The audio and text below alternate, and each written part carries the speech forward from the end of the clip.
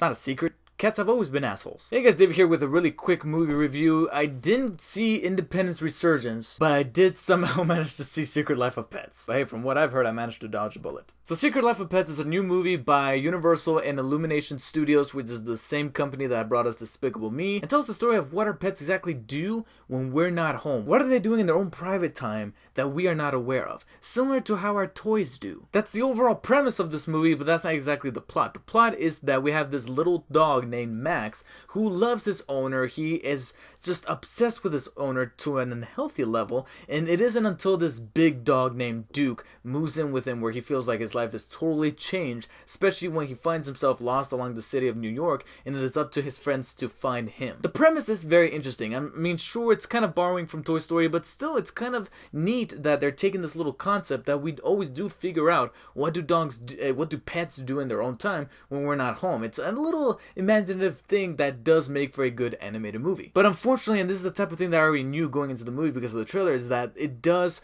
borrow the same template that we've seen with various animated movies where a dog or a creature or an inanimate object gets lost and now they have to find their way home. Little Toaster, and just a couple weeks ago, Finding Dory. And that was really bogging down the first 30 minutes of this movie. I was regretting having seen this movie for the first 30 minutes because it starts off very boring and slow because it really does cater to the kids. The jokes are just for the kids, the plot and the exposition is just there for the kids. The stuff that I was watching I wasn't really entertained by, I wasn't really interested in, the characters aren't exactly that deep. They're pretty much cookie cutouts of those type of characters that you anticipate in an animated kids movie. And then when the big conflict arises where this big bear-like dog moves in with Max, the owner, you really can't sympathize with any character at all here. Max is not only a jerk to this big dog, doesn't even give him a chance, but he has a very unhealthy obsession with his owner to the point where I feel like if Max was a human, this guy would get arrested day one, hour one. He would be on lockdown. And then Duke is not doing any favors for himself when he himself is a little bit of an obnoxious brat. He's just a douchebag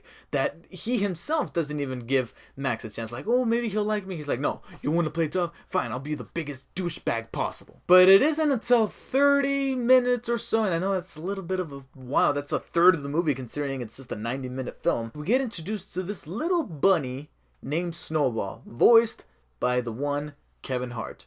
And that's where the movie definitely picked up for me. The pacing got better, more jokes started to land, some gags that are just not for the kids but also for the adults, whether it be a little animation that a character does or a little in-joke that most of us that have some personal relation to like pets and animals actually made us laugh. Like there's little things here and there in the background or even in the foreground that they don't call too much attention to, but you're gonna look at it and be like, yes, a cat definitely does that. I mean, there's still going to be some jokes here and there that are just for the kids and you're just going to look at it and be like, oh well. But right afterwards, there's going to be something that might make you chuckle like it did to me. And I will admit that some of the characters in the story do continue to run a little bit shallow, but at least they do try to do a couple things. Like, for example, there's a little bit of a backstory to that bunny voiced by Kevin Hart and why he is that he hates humans and why there's a little subplot with him and like this little underground realm of animals that was my favorite part about the movie. And they even tried to do a little something with Duke that was kind of emotional, but then they kind of dropped the ball with that because they kind of overlook it. Let's just say that it's the type of thing that Pixar would just have squeezed every ounce of juice right out of that little emotional beat. They would have not let you forget about that. That's what they're good at, and that's something that I think Illumination needs to polish up on. But I will say that one thing that's consistent from the beginning of the movie to the end is the animation. The animation is really good, and if you do manage to stumble into a 3D showing of this movie, you're actually not going to regret it because I always feel like animated movies are the ones that really prosper when it comes to the 3D, and there's a couple of moments in this movie that I legitimately flinched. Like I became a little cross-eyed because the animation really did favors to the 3D because it really brought me back to those really good 3D only movies from like Universal Studios, those little attractions where it's like 3D based. It reminded me of moments like that where I genuinely saw stuff coming out of the screen. So Secret Life of Pets is the type of movie that every single kid is gonna love, but it's more of an acquired taste for us adults. But if you're a pet lover, there's definitely a lot to find here that you're genuinely going to not only laugh at,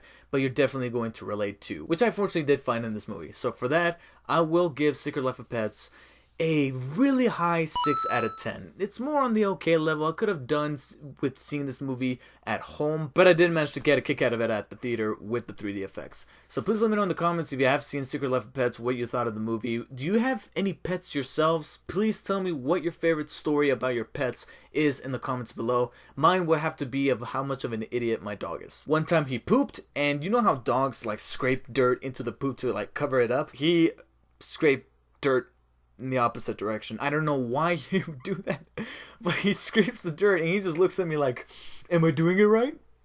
Am I doing it right? That's another thing you'll know for sure, is that whoever made this movie is a genuine animal lover, and it definitely shows.